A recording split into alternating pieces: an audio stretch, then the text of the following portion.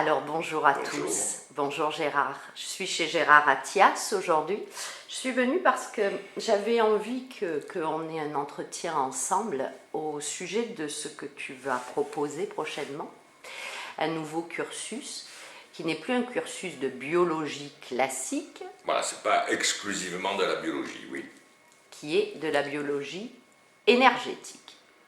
En fait, c'est un mélange de la biologie, on va dire, comme tu dis, classique, et une biologie énergétique.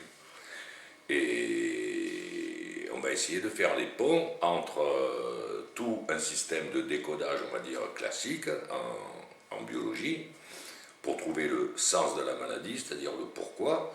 Et avec la biologie énergétique, ben, ça va nous donner un éclairage aussi sur le pourquoi, à la fois personnel dans la vie des gens et parfois généalogique, suivant comment on travaille notre roue énergétique. Et la deuxième étape, c'est de trouver un comment. Et ça, ben, vous verrez avec la deuxième vidéo et la partie de Isabelle qui va expliquer les liens entre les remèdes homéopathiques et les liens énergétiques. Donc trouver des solutions pour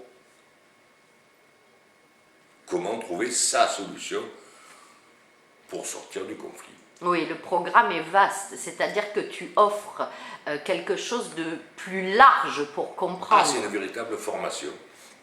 Donc on est en train effectivement de mettre en place une école où, donc là il va falloir du temps certes, mais une école où on va partir pour certains à zéro, pour d'autres qui ont déjà des notions de biologie ou d'énergétique, et d'essayer de faire ce mélange avec une formation complète, tout à fait. Oui, ça c'est important quand même de dire que les gens qui n'ont pas de prérequis peuvent quand même venir participer. Oui, c'est accessible parce qu'au final, on va parler à la fois des organes, à la fois des liens avec l'énergie, des liens avec l'émotion, des liens seront faits avec le Yiking. En vérité, ouais, c'est comme un concept. C'est Un ça. concept. C'est ça. Voilà. Où on appelle ça biodécodage énergétique ou décodage bioénergétique, mais tout à fait. Donc on va s'appuyer à la fois sur l'organe, la matière, et l'autre partie va s'appuyer sur l'énergie. À faire, comme on disait, des ponts entre la biologie classique matérielle et une biologie plus quantique, énergétique, et ça permet de faire des ponts très intéressants. Donc ça va commencer en septembre Tout à fait. 2019. Ça va s'articuler, là je parle seulement de la bio, sur 5 fois 3 jours, 15 jours en 15 tout. jours. D'accord. Il faut ça, oui. Et donc alors, est-ce que tu as déjà une idée du programme que tu vas proposer? À peu près, ben, d'ici Est-ce septembre. que tu peux en parler un petit Alors, peu, par même exemple, si ça je vais reste encore vague? donner un exemple d'une maladie, par Ah ben exemple, oui, voilà, ça c'est une bonne idée. où habituellement, par exemple, sur des coliques néphrétiques, la biologie dite biologie totale de Classique. Claude Sabat et la lignée de Claude, on va dire, ils disent conflit d'anéantissement. Il se fait que, par expérience, j'en ai eu plusieurs coliques néphrétiques, et bien sûr, l'anéantissement ne me parlait pas. Alors, je sais que certains vont dire, ah, c'est la mini-maxi-schizophrénie. Eh bien, ils ont tort, c'est pas des mini-maxi-schizophrénie, c'est juste que ça ne me parle pas dans la matière. Mais dans l'énergie, ça me parlait. Donc, dans la matière, on va dire conflit d'anéantissement. À l'époque, je me sentais, mais alors, pas du tout anéanti. Alors que là, comment on travaille? Eh bien, on va prendre l'organe, puisque c'est tout l'appareil urinaire et rénal, il est lié à l'eau. Donc c'est un des 5 éléments de la médecine chinoise. Et le sable, qu'on va avoir dans certains types de calculs, eh ben nous, on va le mettre dans la terre. Et donc maintenant, on a l'élément eau et l'élément terre qui sont en conflit. Dans chaque élément, il va y avoir une symbolique. Évidemment, l'eau, c'est un principe féminin. La terre, c'est un principe féminin. Donc déjà apparaît un premier décodage où on voit qu'il y a deux, entre guillemets, principes féminins qui viennent et qui s'affrontent et qui s'opposent. Je t'ai résumé ma vie avec eau, terre. Donc ça va être dans mon histoire personnelle des conflits entre mes deux filles, par exemple. Moi je suis au milieu et je ne sais pas quoi faire. Donc on a bien là une entité féminine en conflit avec une autre entité féminine qui viennent et qui s'affrontent. Et bien dans cette explication, et aussi grâce à des traitements manuels, ben les coliques néphrétiques sont passées en une demi-heure. Oui, ok. Donc, moi, la différence, je la sens dans mon corps, parce que quand j'étais sur anéantissement, je cherchais. Et comme tous les gens, quand on ne trouve pas, ça fait un conflit supplémentaire, du genre, ah, mais je suis con, je ne trouve pas pourquoi. Mais non, c'est pas parce qu'on est con, c'est parce qu'il y a des gens où la seule explication matérielle n'est pas suffisante pour eux, puisqu'on sait qu'aujourd'hui, il y a des gens qui commencent à s'ouvrir au niveau et de l'énergie et du quantique à différents niveaux de l'individu, et à ce moment-là, l'interprétation énergétique va être, en tout cas pour moi, beaucoup plus parlante que le simple fait de me dire « t'es anéanti ». Oui, j'allais te demander donc plus de pertinence, quoi. Plus de détails, plus de pertinence, comme un zoom. Comme ta vidéo, tu peux zoomer, et là, ben, on est sur quelque chose de général, et on va rentrer dans une spécificité. Donc après, dans on va dire, une autre partie thérapeutique pure, on va voir comment l'individu, et ça c'est chacun, on va dire, sa manière de faire, comment je peux à partir de ce conflit terre-eau, sortir de la problématique. Donc on va chercher l'élément qui va me faire sortir de la problématique. Et donc l'idée qu'on a eue depuis 2 ans avec Isabelle Bost, ostéopathe, c'est justement de faire ces liens et de voir comment on s'en sort. Il se peut parfois que ça soit par l'intermédiaire ou de la symbolique du remède homopathique, ou directement le remède homopathique, ou un vocabulaire spécifique qui est lié à ces 5 éléments. Comme si c'était 5 boîtes dans lesquelles on allait articuler un vocabulaire, des mots, et on va pouvoir faire des phrases avec ces mots. Plutôt que de dire à l'autre, ou entre guillemets d'imposer à l'autre, le ressenti. Nous, on part de l'inverse, c'est-à-dire on va demander ou interroger la personne sur son véritable ressenti. Pour moi, ça c'est très important. Et en fait, il se fait que moi, je n'avais pas de conflit d'anéantissement. C'est pas ça qui me parlait.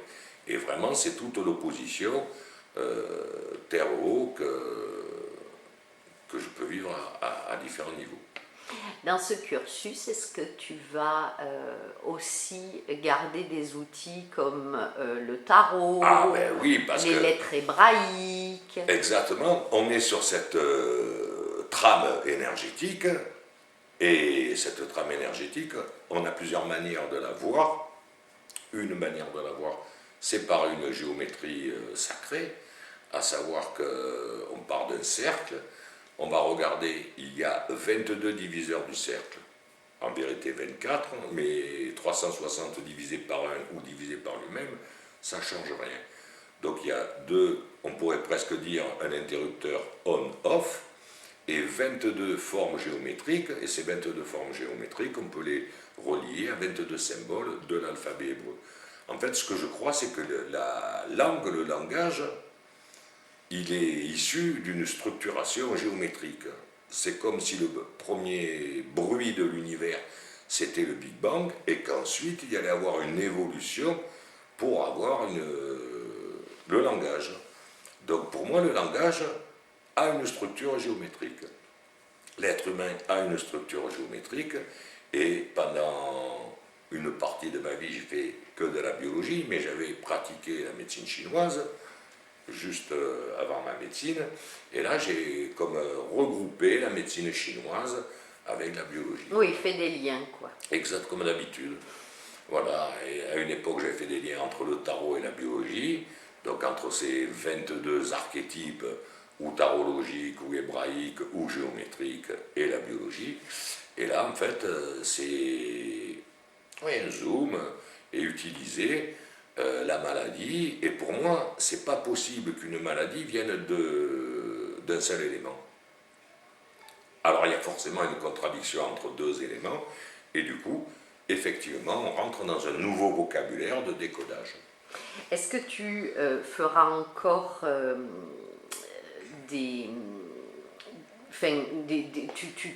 tu amèneras aussi les sources d'éthologie que tu utilisais auparavant? Bien sûr, parce que ça, c'est le langage animalier pur, et on ne passe pas par la psyché, on ne passe pas par le mental. L'animal, il est en direct, en plus direct avec la nature, et le fait de comprendre comment il réagit par rapport à certains événements, ça va nous aider à comprendre comment nous on réagit par rapport à ces événements. Mais alors moi qui ai déjà suivi la bio avec toi, sur plusieurs années, à plusieurs reprises, je me rends compte que là, ce que tu vas proposer, c'est comme si c'était moins intellectuel en fin de compte. Je vais presque dire, il y aura une partie intellectuelle, c'est obligé, mais c'est vrai qu'il y a une partie qui ne l'est pas. C'est ça, c'est ce que je voulais dire. Et il y a une partie qui est, je ne mettrai pas que intuitive non plus, mais ouais, c'est plus vivant. Alors, c'est un peu plus compliqué parce que c'est pas comme on avait l'habitude dans certaines équipes, on va dire, de travailler avec le tiroir. C'est ce conflit égale cette maladie. Là, c'est pas tiroir parce qu'il va falloir réfléchir. Pour donner un autre exemple, par exemple, dans la sclérose en plaques, qui est très éloignée médicalement de la colique néphrétique, curieusement, on va retrouver ces deux aspects, terre et eau. Eau par l'aspect neurologique, donc c'est le nerf qui est touché, et terre par l'aspect de la myéline. Tout ce qui va être lié à la graisse, dans notre vocabulaire, on le met dans la terre. Et en ayant deux éléments en opposition, on voit bien que ça peut donner soit une pathologie rénale, soit une pathologie neurologique. Et en fait, ça reste qu'il y a des invariants, mais au lieu d'être que biologiques, ils sont à la fois biologiques et énergétiques. Ah, c'est sûr que ceux qui sont dans la biologie tiroir, là, on n'est plus du tout... Ah, vraiment. Est-ce que tu as quelque chose d'autre à rajouter sur ce que tu vas proposer? Parce que c'est la première fois. C'est la première fois. Alors, on a fait un peu des trainings, et là, j'ai des Italiens qui me demandent, un monsieur qui a vu une petite publication sur l'embryologie de l'unité. Et l'image lui a parlé, et il m'a dit, donc c'est une équipe d'ostéopathes qui va nous faire venir en Italie, justement parce que c'est ça qui est compliqué, c'est à se représenter mentalement comment marche l'énergie. Et les kabbalistes, par exemple, ils ont essayé d'opter pour un outil. L'énergie, c'est tellement complexe, et pour moi, même la physique quantique, on est au début, au balbutiement, même si, évidemment, ça commence à se démocratiser, mais c'est le départ dans beaucoup de domaines, et ces liens, pour moi, ils sont dans une continuité, on va dire, de la compréhension de la maladie. Donc les kabbalistes, eux, ils sont partis de la création de l'univers à partir de rien. Et de ce rien va naître tout ce qu'on connaît. Et au départ, ils vont parler par exemple de 4 mondes. Alors ce n'est pas des choses compliquées, puisque ces 4 mondes, ils vont correspondre par exemple aux 4 saisons. Mais ils vont correspondre aussi aux 4 éléments, au feu, à l'eau, à l'air et à la terre. Et le cinquième élément vient lier le tout. On retrouve notre base énergétique avec nos 5 éléments. Et après, c'est un jeu, un peu comme la véritable Kabbale, mais on va dire mise en pratique dans les pathologies, comme j'ai toujours eu l'habitude de faire. Alors je voulais préciser quelque chose, parce que j'ai eu déjà des questions, des demandes par rapport aux gens qui peuvent être intéressés. Donc il y aura une réduction faite à ceux qui Oui. ont déjà suivi la bio Bien sûr. avec toi. Et c'est un complément pour eux, en fin de compte, ce que tu vas amener. Ah oui, oui, parce que moi, ce que je voudrais essayer de faire, c'est de donner des outils et non pas une liste. Parce que quand, hier, il y a un de nos élèves qui m'a demandé si j'avais fait un livre de liste des maladies. Et pour moi, c'est impossible à faire, parce que chaque individu est tellement un qu'on ne peut pas faire une liste. Alors, c'est, comme on disait, le tiroir, c'est un cancer du sein, c'est un conflit de nid. C'est ça. Et là, par exemple, on a eu des expériences que selon le type de cancer du sein, par exemple, pour des canaux galactophores, il va y avoir évidemment le sein qui va être mis en cause. Donc là, on va expliquer que le sein va nourrir l'enfant. Donc on est bien dans un rapport à la Terre. Mais dans les canaux galactophores, l'élément nouveau et pathologique sur le diagnostic médical, c'est qu'il y a un élément bois, c'est-à-dire le lait qui va passer dans le canal par ce mouvement. Un transport. Un transport. Et donc, transporter, c'est le mouvement c'est lié au bois, et là, on a un conflit terre-bois, mais qui va être différent selon le diagnostic, on va dire, du cancer. Donc c'est aussi précis, on va dire, avec les nuances anatomopathologiques que la biologie traditionnelle, mais avec des mots et des vocabulaires tout à fait faciles à comprendre. Oui, ça va être abordable, c'est ça. ça, parce que c'est important. Par exemple, quelqu'un qui n'est pas médecin, les canaux galactophores, ça devient compliqué. Oui, c'est oui. quel type de tissu? Là, c'est hyper simple, il y a du mouvement. Ça transporte le lait. Ça transporte le lait, donc nous on l'a mis dans ce mouvement, et là on voit bien, alors c'est comme s'il y avait une roue, en fait il y a plusieurs cercles, et on va retrouver le langage des séphirotes avec 4 cercles superposés, où on va voir apparaître l'arbre des séphirotes. Dernièrement, j'ai réécouté une émission que Georges Laïf faisait en vidéo. Il explique que même cette manière de travailler, on va dire, la Kabbale, c'est un support mental. Mais on en a besoin, parce que sinon, c'est tellement difficile à expliquer, des vortex, d'énergie, des chakras. Bien sûr, on sait qu'il y a 7 chakras, mais ça marche comment? Alors en général, on a toujours une représentation en 2 dimensions. Un peu comme la fleur de vie.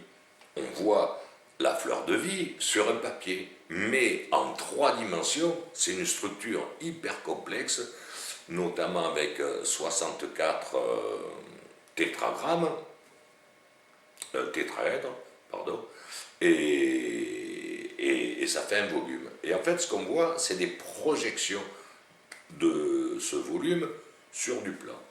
Exactement comme l'arbre des séphirotes, c'est une projection d'un volume tellement complexe que nos cerveaux ne peuvent pas l'aborder sans un support à 2 dimensions.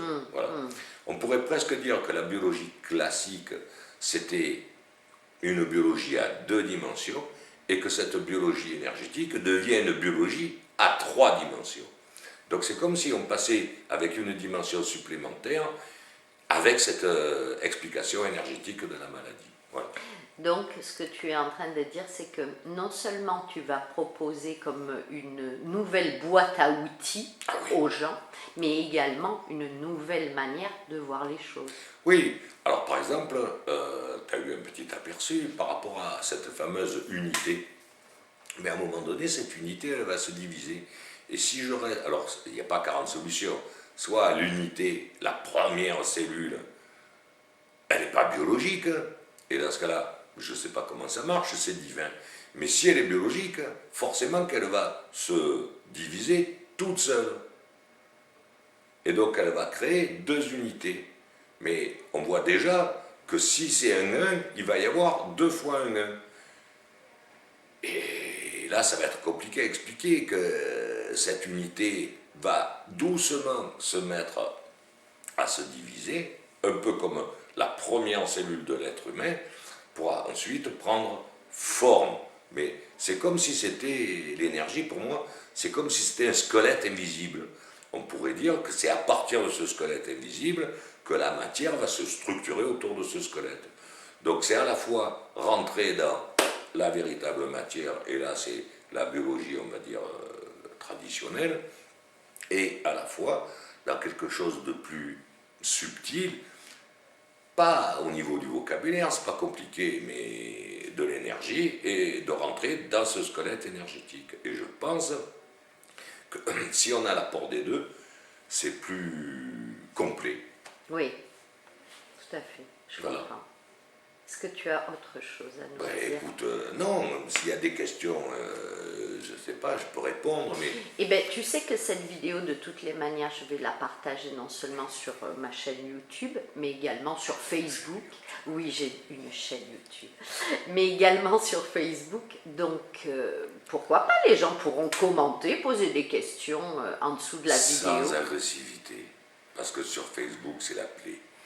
Donc, ce que je dis, c'est ma vision du monde, et si les gens n'ont pas la même vision, c'est pas grave. Moi, c'est ma vision du monde, et pour moi, dans mon monde, eh ben, il y a forcément une structure, et que cette structure, comme on disait, ce squelette, il est à la fois énergétique, et ça, c'est la médecine chinoise, c'est la médecine ayurvédique, c'est toutes les anciennes médecines travaillées sur l'énergie, et une médecine plus conventionnelle, plus classique, où on travaille sur la matière. Et la combinaison des deux, aujourd'hui, moi, ça me met en euphorie, parce que ça permet vraiment de préciser, et y compris de rentrer dans la généalogie par des circuits très intéressants.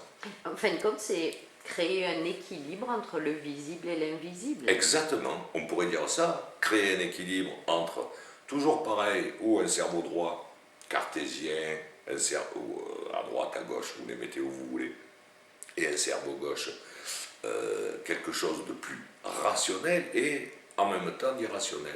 Mais quelque part, c'est pas complètement irrationnel que de dire qu'une colique néphrétique, c'est de la terre en conflit avec de l'eau. Ça me paraît correspondre tout à fait à, quand même, le diagnostic médical. Oui, c'est logique. Et chaque fois, c'est un support à la fois médical, même si les gens ne sont pas dans le niveau médecin, infirmier ou autre, mais c'est facile à comprendre, et à la fois dans le support énergétique. Et là, c'est aussi facile à comprendre parce que c'est une écologie de la nature. Ça marche exactement comme les plantes, les animaux, et on fait partie de ce tout. Tout à fait, c'est ça. Voilà. Super. Ben, Alors, de toutes les manières, les gens trouveront les informations, que ce soit sur ton site et Vivance atias.net et sur Vivance et Reliance. sur Voilà. Facebook. Les gens donc pourront voir un petit peu le détail de ce que l'on a noté dans la présentation de ta publicité, les dates. Donc on a dit qu'il y avait 5 modules de 3 jours. Et voilà, et puis si vous souhaitez me contacter, donc mes coordonnées sont sur les 2 sites. Et on donnera les précisions au fur et à mesure, donc ça c'est... Tout à fait. Il se passe à Sanary. Sanary-sur-Mer, dans le Var, et donc voilà, comme je vous l'ai dit, la vidéo sera postée sur internet, et n'hésitez pas, si vous avez des questions, à commenter, à questionner, on vous répondra. Et on fait des gros bisous. Merci Gérard, Bye à bye. bientôt. Au revoir.